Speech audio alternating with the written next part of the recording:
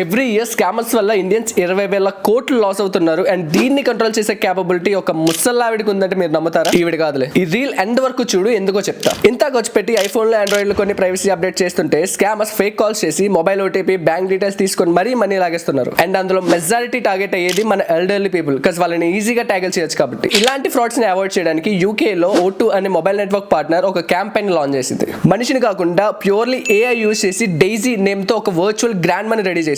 అయితే ఈ గ్రాండ్ మా AI మనకి వచ్చే స్కామ్ కాల్స్ ని రిసీవ్ చేసుకొని తనే ఒక ఎల్డర్లీ పర్సన్ లా మాట్లాడి ఫాల్స్ ఇన్ఫర్మేషన్ ఇస్తూ తన పిల్లల గురించి చెప్తూ టైం వేస్ట్ చేసి స్కామర్స్ కి చుక్కలు చూపించేది. ఇలా 24/7 స్కామర్స్ ని టార్చర్ చేయడం వల్ల రియల్ విక్టిమ్స్ అంటే మనల్ని టార్గెట్ చేసే టైం స్కామర్స్ కి ఉండేది కాదు. లాస్ట్ 5 years లో ఇండియాకి అరౌండ్ 1,00,000 కోట్ల loss purely because of the scams. So imagine Indian government కూడా ఒక మొబైల్ నెట్వర్క్ తో పార్ట్నర్ అయ్యి ఇలా వర్చువల్ AI ని యూజ్ చేసి ఫ్రాడ్స్ ని ట్రాక్ చేస్తే almost half of the scams ని ప్రివెంట్ చేయొచ్చు అండ్ క్రోర్స్ ఆఫ్ రెవెన్యూని సేవ్ చేయొచ్చు. ఇండియాలో ఇలాంటి స్కామ్స్ తగ్గించడానికి మీకేమైనా ఐడియా ఉంటే కింద కమెంట్ చేయండి. అండ్ ఇలాంటి కేస్ స్టడీస్ కోసం మన పేజ్ ని ఫాలో చేయండి.